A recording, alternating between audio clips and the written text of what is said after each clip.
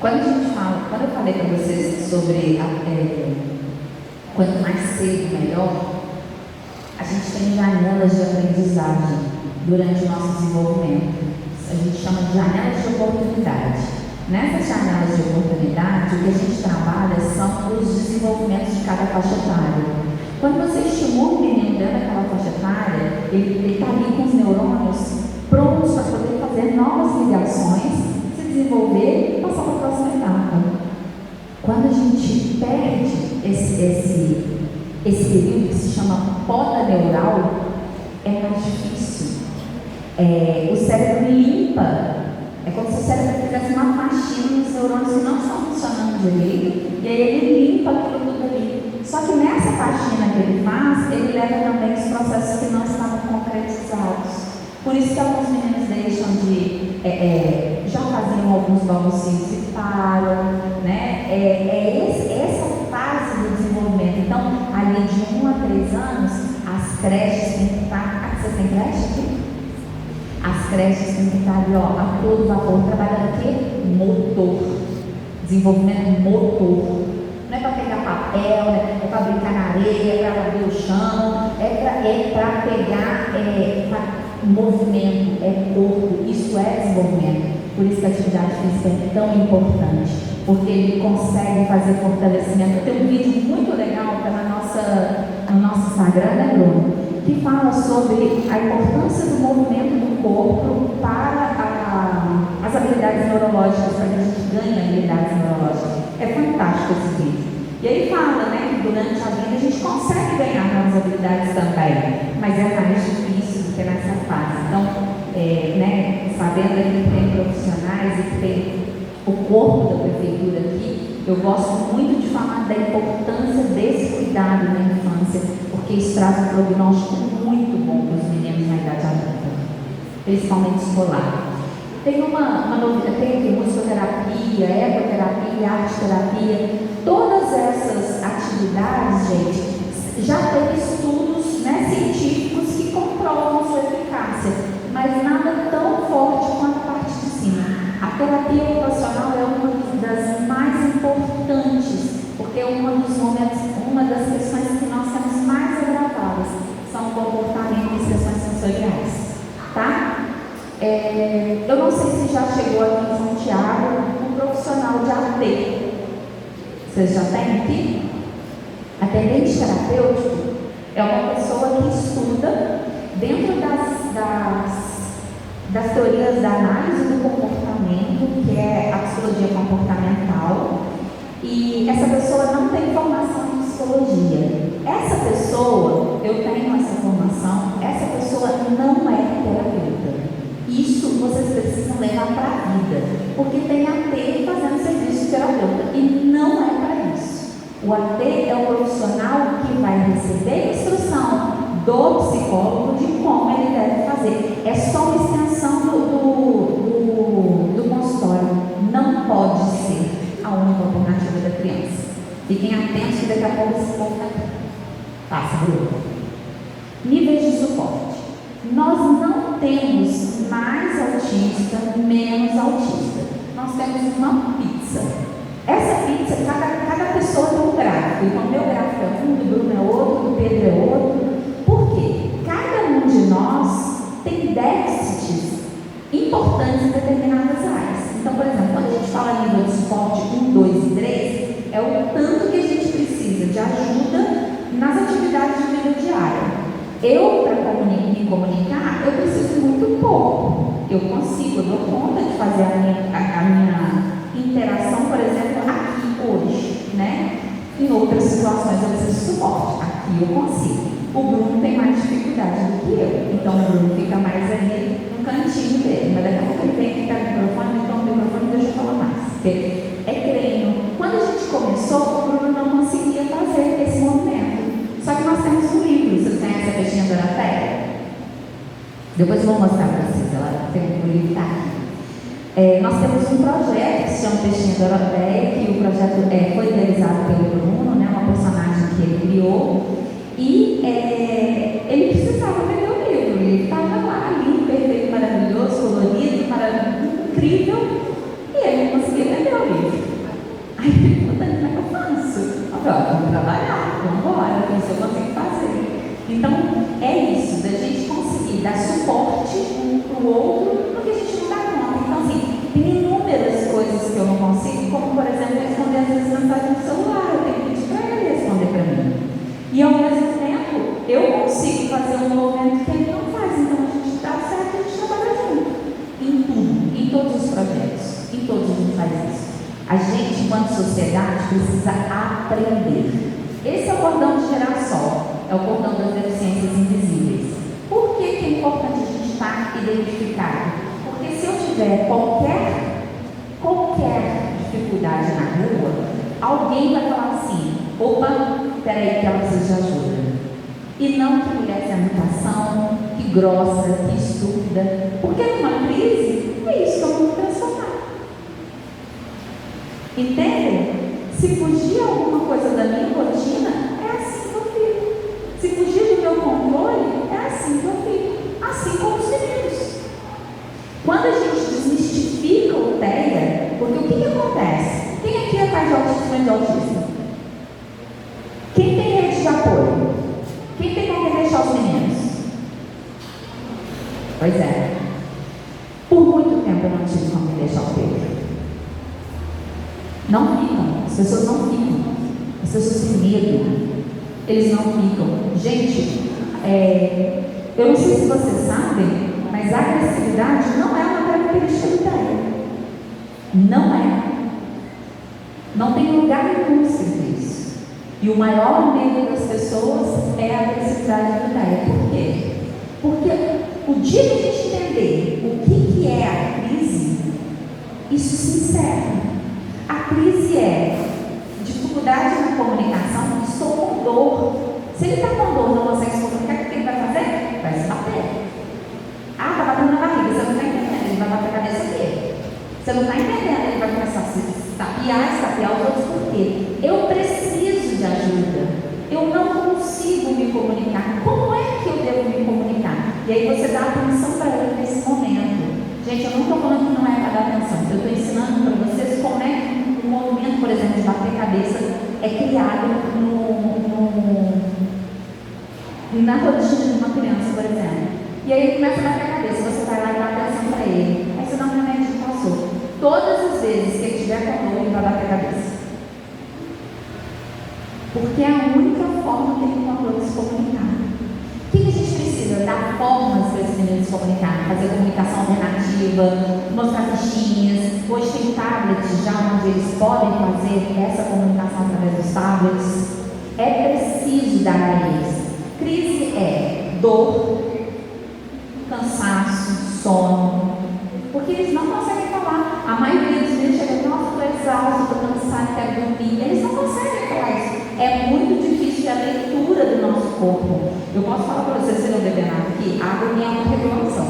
Então, quando eu começo a ficar muito agitado, eu levar a água, eu quero ir na boca. É como se ela descesse gelada assim mesmo por dentro. E ela estabiliza de novo. A gente precisa ter válvula de escape. A gente precisa, senão a gente vai para bebida, senão a gente vai para cigarro, a gente vai para outras coisas que fazem com que a gente faça autorregulação. Então, por exemplo, no meu caso é água. Eu descobri isso num momento de terapia. A terapeuta falou, você está se autorregulando. E aí eu vi o quanto era confortável para mim. Porque é difícil compreender o que está acontecendo por dentro da gente. É muito difícil. Dentro de níveis de suporte, o que eu estava falando para vocês é que cada um precisa de suporte em determinada área. Então, eu não preciso de suporte para poder pegar meu carro, vir aqui hoje para falar para vocês. Mas hoje eu tive um dia muito difícil.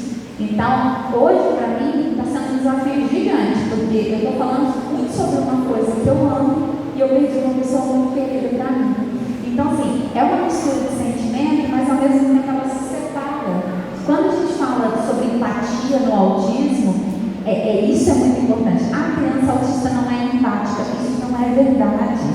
O meu sofrimento eu separo, ele está aqui, hoje meu profissional está aqui. Nós somos mais racionais, nós temos essa separação. Então, vou contar um outro exemplo para vocês. Quando eu adoeci, eu tive um câncer. Só um minutinho. Eu tive um câncer. E aí eu chamei minha família, né, meus filhos, para poder contar para eles que eu estava doente. E aí as meninas ficaram muito emocionadas, choraram e tal. E aí veio o Pedro. Aí ele pegou, limpou o meu olho, assim, ó. Eu estava chorando, ele limpou meu olho, aí ele pegou, limpou o olho dele, não tinha lágrima, e saiu pulando, correndo.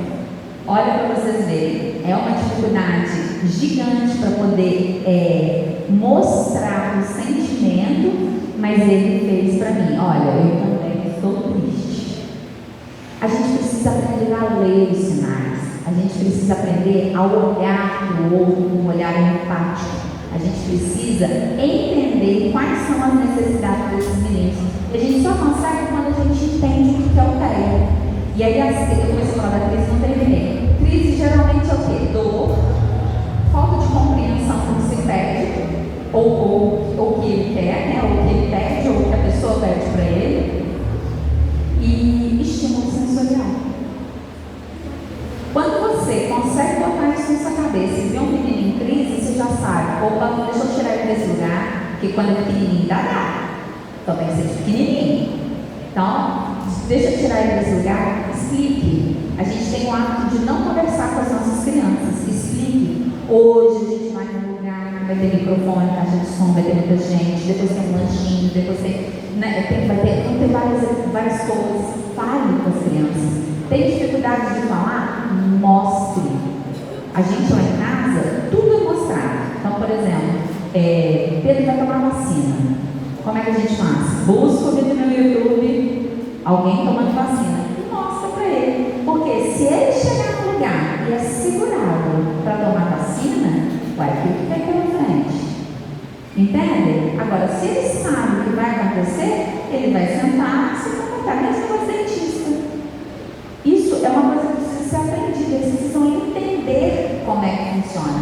Se não entende, gente, muito difícil continuar ensinando determinadas coisas. Então, dentro de níveis de suporte, não tem mais autista ou menos autista. Tem pessoas com mais comorbidades. Então, por exemplo, eu sou TEA, sou TDAH e tenho outras habilidades.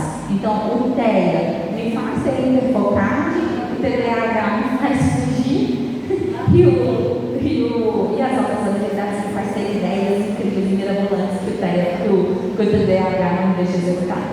Então, assim, é um pacotinho cheio de especificidades que é preciso cuidar, que é preciso tratar, porque senão você desestimula. Quando desestimula a pessoa, quando a neuropsicóloga fechou minha avaliação de outras habilidades, ela virou para mim e falou assim: como você se sente? Eu falei: não me sinto burra. Porque uma vida inteira a gente estuda. Eu não conseguia levar essas coisas adiante. Então, está aí o cuidado que a gente precisa ter dos nossos meninos. Pode passar, Bruno?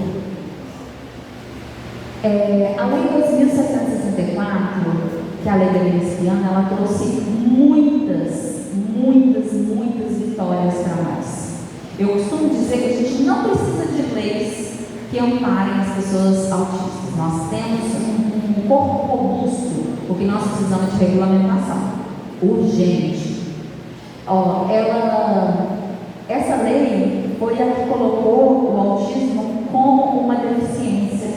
E quando ela fez isso, ela deu às pessoas autistas o direito ao direito de usufruir de todos os direitos de pessoas com deficiência. E isso foi muito bom para a gente, porque a gente garantiu direitos importantes na educação, na saúde, previdenciário, lavada prioritária, transporte gratuito, BPC, prioridade de atendimento, lazer, entre outros.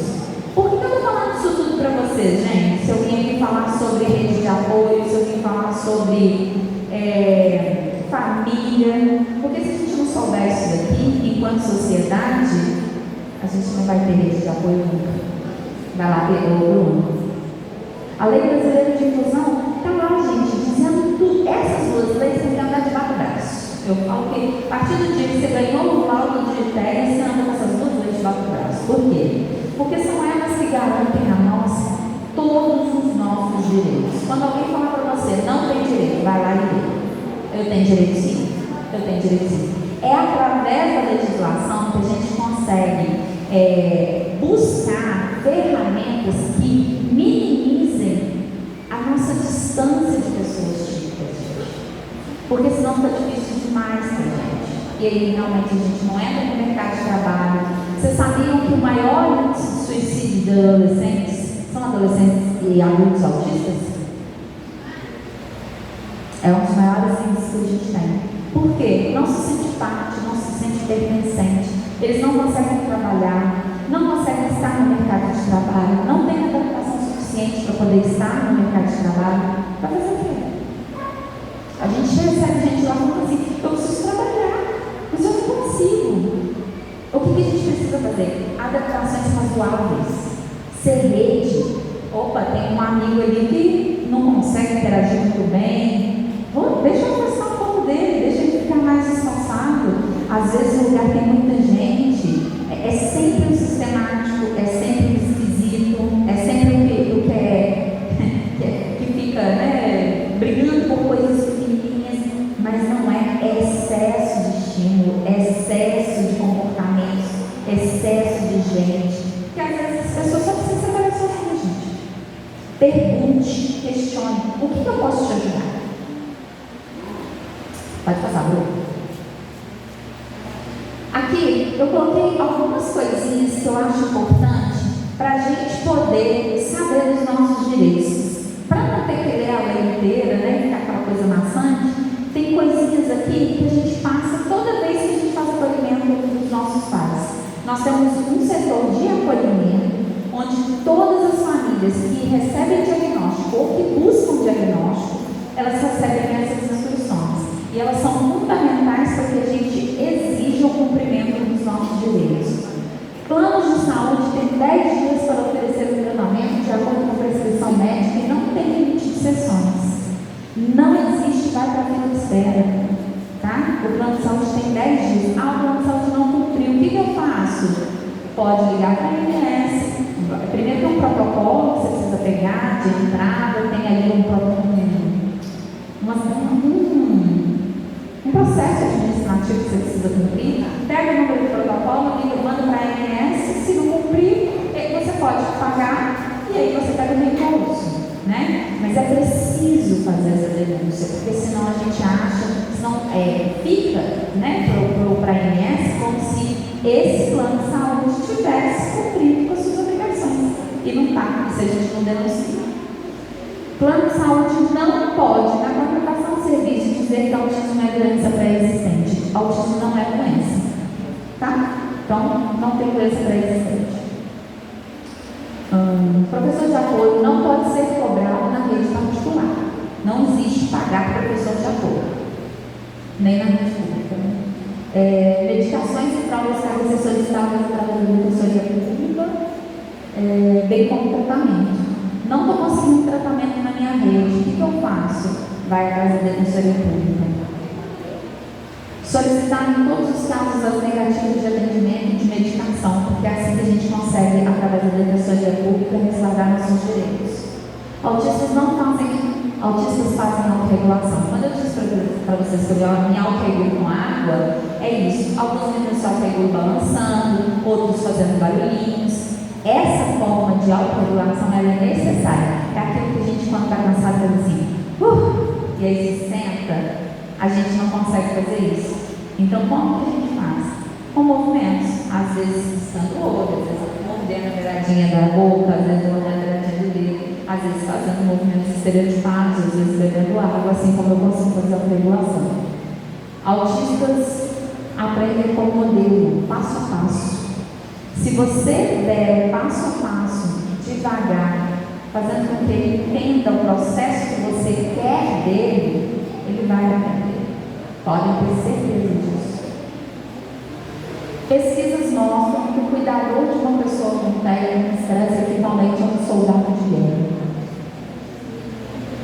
Vocês já pensaram que aquela mãe pode ficar sem dormir, sem comer, não tem rede de apoio, não tem quem cuide, e olha, às vezes eles dormem 5 minutos, estão com energia gigantesca e a gente não tem energia mais, né? As crises são momentos de muito estresse, de muita dor, né? De muita vulnerabilidade.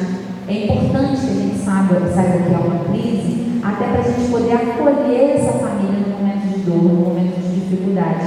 Porque, gente, é uma coisa assim, muito triste de viver, é a crise.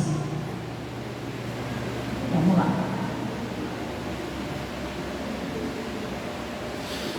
As associações devem fornecer ajuda, instrução e acolhimento para a família atípica, porque isso, gente, faz toda a diferença no caminho, faz muita diferença.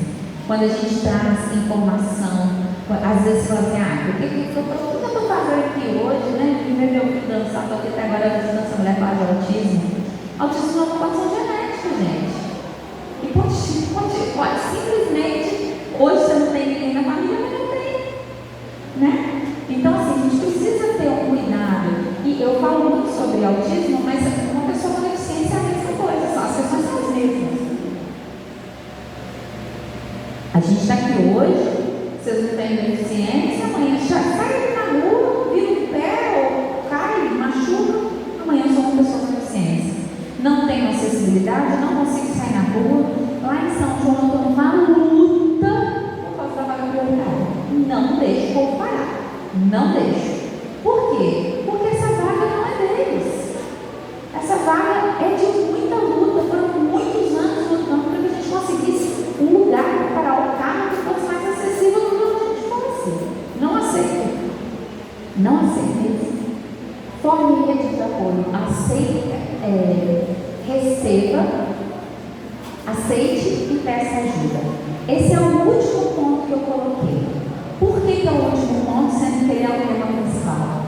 Sem conhecer as deficiências, sem a gente entender qual é a dificuldade, sem a gente entender qual é a habilidade, o que essa pessoa faz de legal, o que essa pessoa é boa, dificilmente a gente vai conseguir rede de apoio. Porque se você pegar um menino e você falar assim, eu não sei o que fazer com ele, eu não sei o que ele gosta, como é que vai ser isso? A gente tem um projeto muito bacana que tem nas nossas redes sociais, tanto da Aspas quanto da Doroteia, que é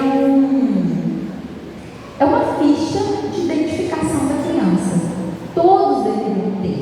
Essa ficha pode levar para a escola no início do ano, dizendo quem eu sou, o que eu gosto, o que eu não gosto, o que me irrita, o que me acalma.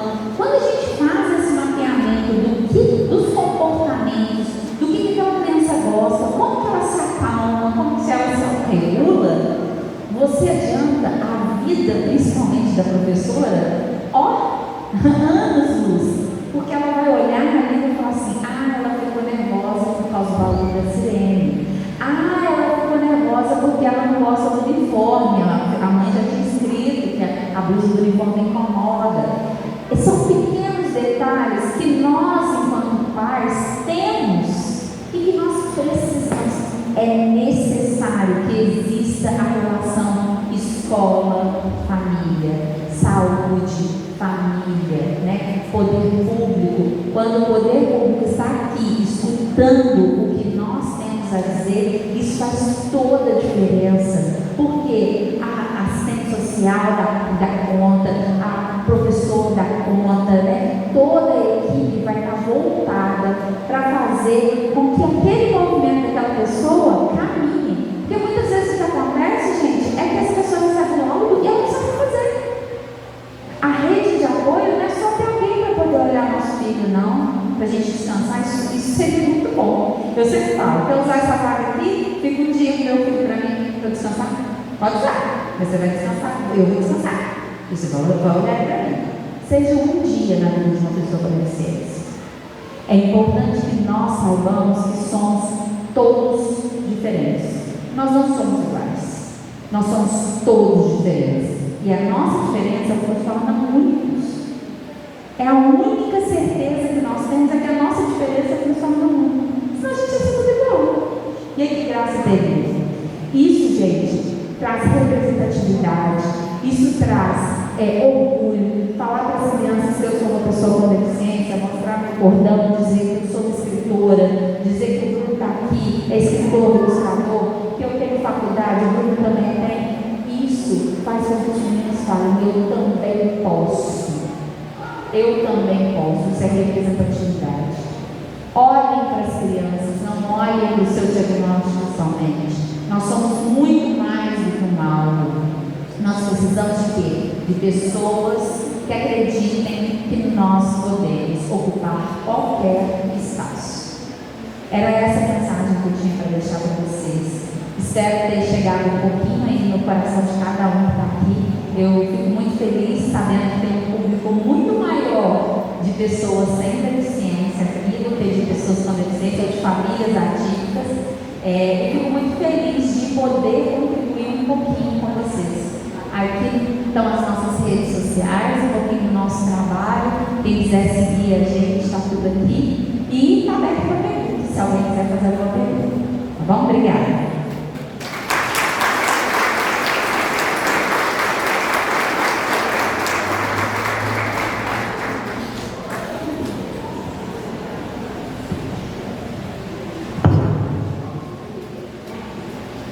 Sobre palestrante, mãe, autista, mulher e ativista, diversidade e equidade. Há 15 anos lutando pela causa autista. Escritora, palestrante, presidente e fundadora da Aspas, Pró-Autistas, com sede em São João del Rei.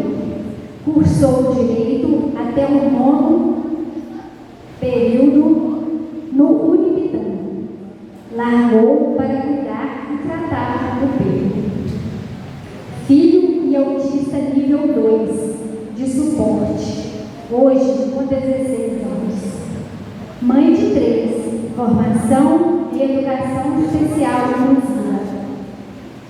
EAD, pelo CTI of Miami. Graduação em educação especial inclusiva. Formação em aplicação das ferramentas de avaliação de portagem e aulas pelo NEPA, Núcleo de Estudos e Tratamento ABA. Membro do Conselho das Pessoas com Deficiência.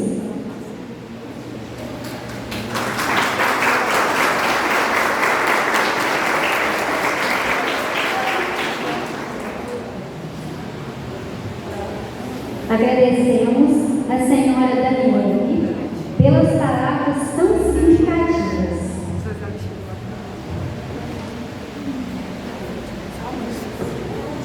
Quer dar aula para você ouvir?